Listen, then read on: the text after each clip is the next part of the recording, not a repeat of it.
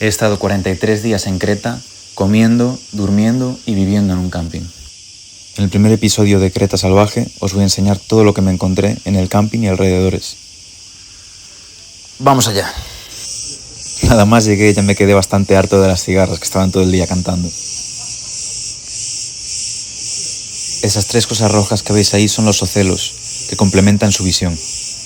Básicamente sirven como sensores de luz, para regular sus ritmos circadianos y, bueno, también un poco para evitar depredadores. Pero no puedo evitar mi mano.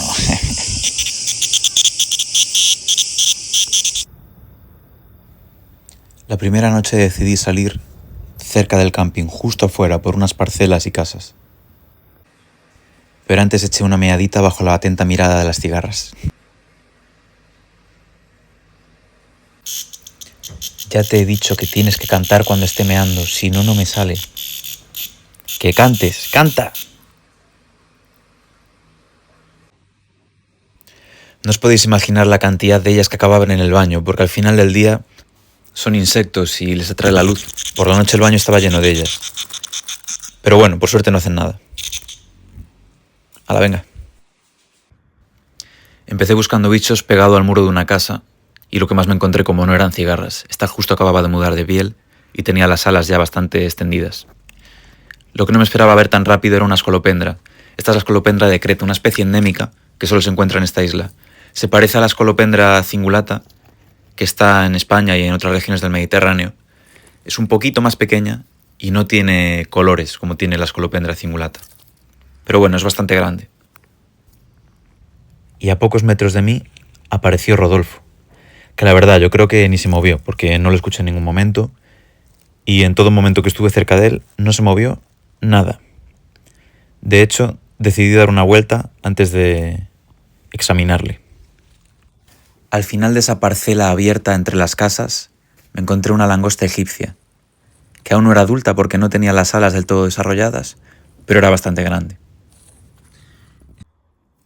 Volvemos con Rodolfo, que sigue exactamente donde lo dejé porque el desgraciado no se mueve nada, no se mueve. Como veis, Rodolfo era un erizo bastante grande, yo diría que es adulto, no sé qué tamaño máximo alcanzan los erizos, pero era grandote ya. Y estaba recubierto de púas, que bueno, eran un poco afiladas, pero se pueden tocar, tampoco se te clavan si las tocas. El muchacho de los ojos tristes vive solo y necesita amor. El problema que tienen los erizos es que al tener esta maraña de pelos transformados en púas, les es muy fácil tener parásitos. Así que decidí examinarle bastante bien. Primero probé a levantarle un poco y como era bastante dejado de la vida, el tipo no se envolvió ni hizo nada, casi no me respondió. De hecho pensé que estaba enfermo. Pero luego sí que se hizo bola. Y aquí fue cuando me di cuenta del tremendo alien que tenía pegado, fijaos. Eso de ahí es una garrapata bien pero bien gorda.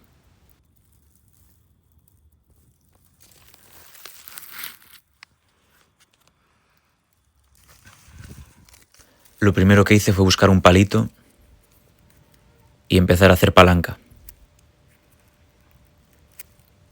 Hasta que saliera.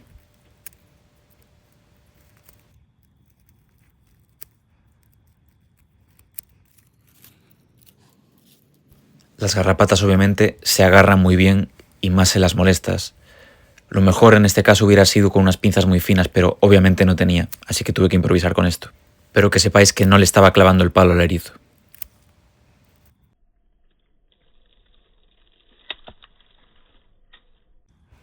¡Hala!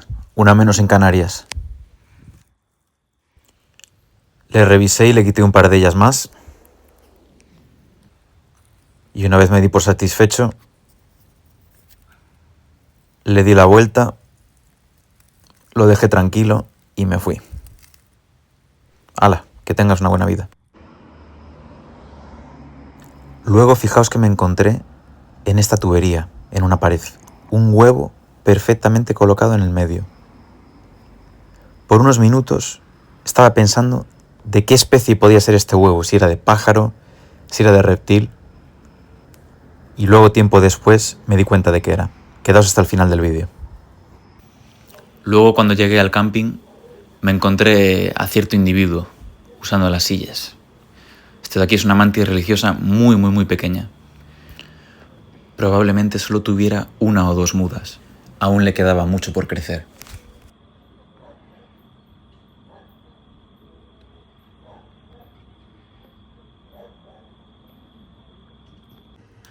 A la mañana siguiente me encontré un escarabajo enorme, bastante lento y un poco torpe.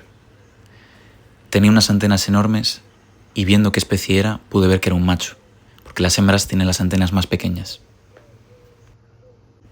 Este era el escarabajo batanero, una especie que es rara de encontrar en Europa, pero que tiene una amplia distribución. Se alimenta de hojas de pinos y tiene un patrón bastante curioso.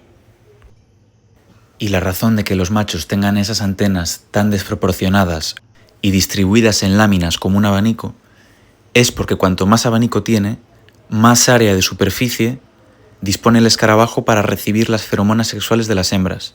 O sea, es una especie de receptor de feromonas. Esto permite a los machos encontrar a hembras a cientos de metros de distancia. Y justo afuera del camping me encontré una araña chulísima. Como veis aquí, estaba dejando volar varios hilos de seda. Esto lo hace muchas veces para o bien dejarse volar con el viento y llegar a un árbol, o bien para que cuando echen la seda, esta llegue a una especie de rama o de poste y puedan empezar una telaraña. Aquí podéis ver una grande que ya tenía hecho una telaraña y como veis es enorme. Debido a la forma que tiene su abdomen, su nombre científico es Argiope lobata. Lobata porque tiene un abdomen muy lobulado. Son arañas que tejen telas y pueden llegar a ser muy grandes, pero no son peligrosas porque su veneno no puede hacernos daño prácticamente. Y además controlan poblaciones de insectos, o sea que son beneficiosas. Mirad esta de aquí cómo se comía uno.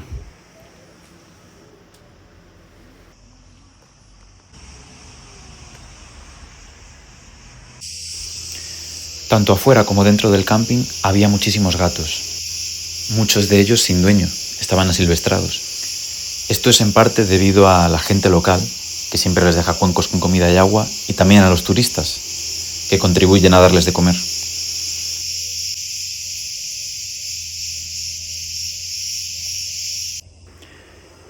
Alrededor del camping abundaban las hormigas, y había un montón de tipos. Unas vivían en los pinos y tenían muy mala leche. De hecho, una vez que me apoyé en un pino, vinieron todas a por mí a atacarme. Otras eran enanas, otras eran rápidas y grandes. Pero en biología, como siempre se sabe, donde hay muchas presas suele haber bastantes depredadores. Y afuera del camping había mucha arena. La zona perfecta para la hormiga león. Un insecto que no es una hormiga, pero sí que se las come. Y como veis aquí hacen embudos de arena para que caigan las hormigas. Les tiran arena a las hormigas para que caigan al medio. Y una vez caen al medio, las hormigas son devoradas por ellas.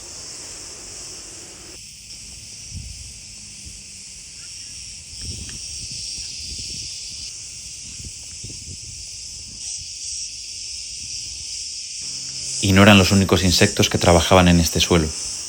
También las cigarras, cuando vivían bajo tierra antes de hacer la metamorfosis, hacían galerías y emergían de ellas una vez estaban listas para poder empezar a volar y cantar. Esta zona arenosa cerca del camping era un pinar que a la vez estaba al lado del mar y que a su vez estaba lleno de hierbas y de matojos. Y observando con mucho detalle y cuidado, pude encontrarme una araña lince. Esta era una hembra. Y como veis aquí, estaba guardando un valioso tesoro. Un saco lleno de sus huevos, que estaba protegiendo a muerte. Son arañas pequeñas, pero bastante chulas. No tejen tela de araña, solo tejen la tela para sus huevos.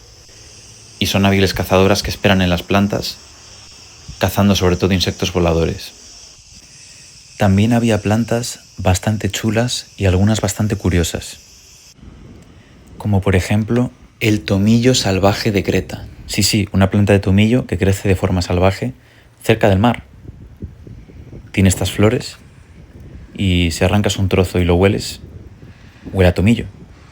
Y si te lo comes, sabe a tomillo fuerte. Al sol, en zonas despejadas, descansan las moscas cazadoras. esperando con paciencia a ver si algún insecto sobrevuela su posición, para interceptarlo a mitad de vuelo. Tienen ojos compuestos grandes y tienen un cuerpo muy robusto y fuerte. Están diseñadas para volar rápido, agarrar a sus presas y picarlas con su probóscide. Si no, fijaos en esto. Eran capaces de cazar cigarras.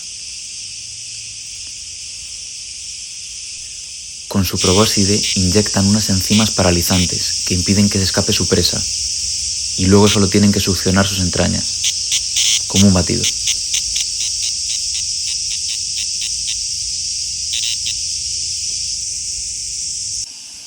Mientras, otra descansa para vivir un día más.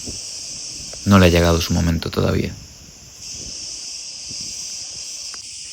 Entre briznas de hierba se camufla un insecto.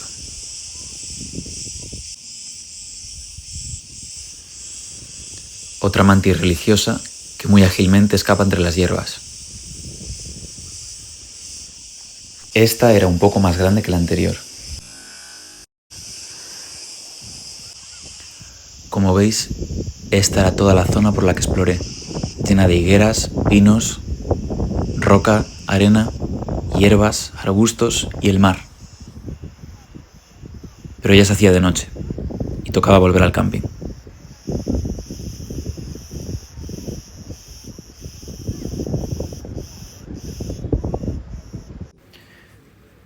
Después de descansar un poco en la tienda de campaña, tras unos picotazos bastante gordos, salgo afuera, donde un gato juega con una cigarra.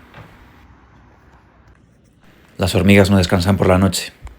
Estas son del género Mesor, un grupo de hormigas granívoras que transportan granos y hierbas secas a su hormiguero. Tienen colonias enormes, pero enormes, y están constantemente llevando pajitas, briznas de hierbas, semillas, granos. Fijaos.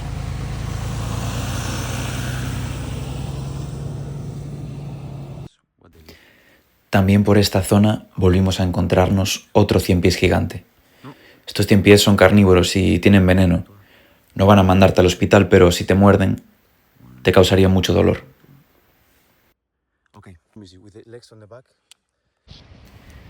También nos encontramos unos reptiles bastante simpáticos.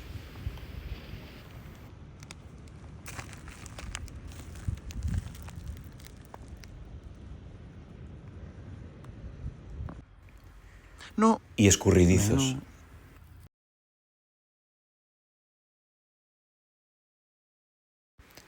Eran geckos, pero no eran salamanquesas como las que hay en España.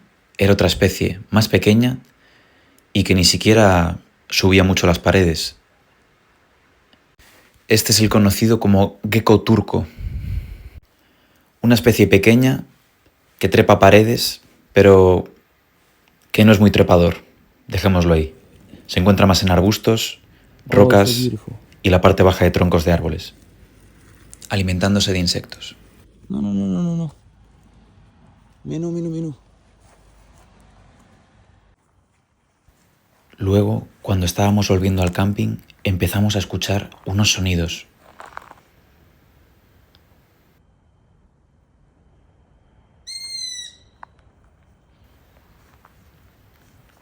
Sonaban como si fuera un pájaro pequeño que estuviera herido.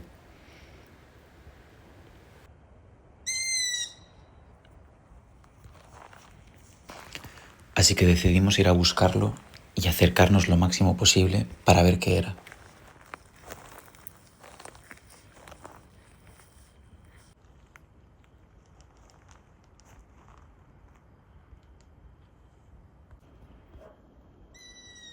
Y encontramos quién era el responsable.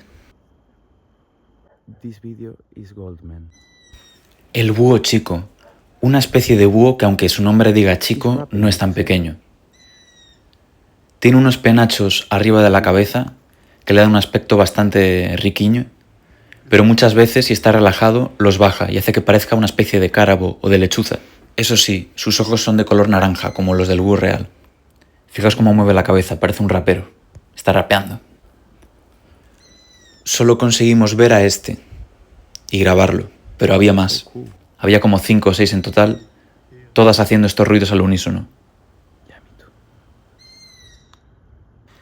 Esta especie de búho no construye su propio nido, sino que le roba el nido a las ardillas, a los cuervos y a otros animales. Así que se podría decir que se lo ocupa del bosque.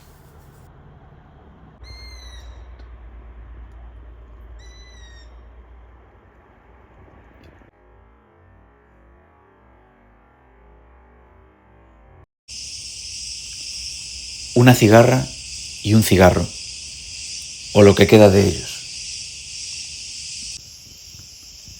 De día le di la vuelta a varias rocas y pude encontrar un montón de restos de caracoles, de diversas especies, pero estaban todos muertos.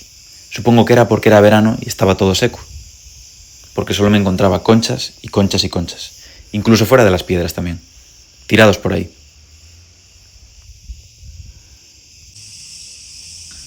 Y debajo de una de estas piedras apareció un bebé de gecko. Fijaos qué mono es. Era muy pequeñito, y es de la misma especie que os conté antes, del gecko turco.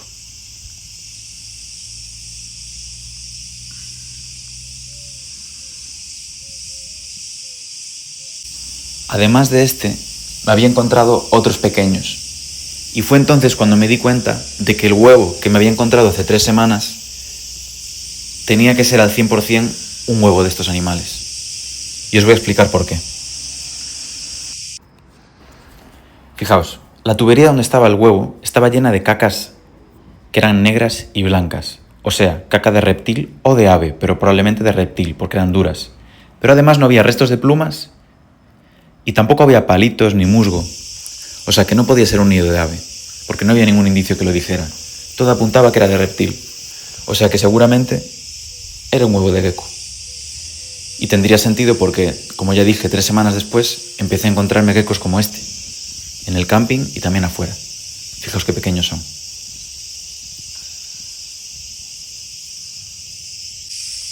Y por último, me encontré una de las mariposas más bonitas de Europa, que además es la tercera más grande.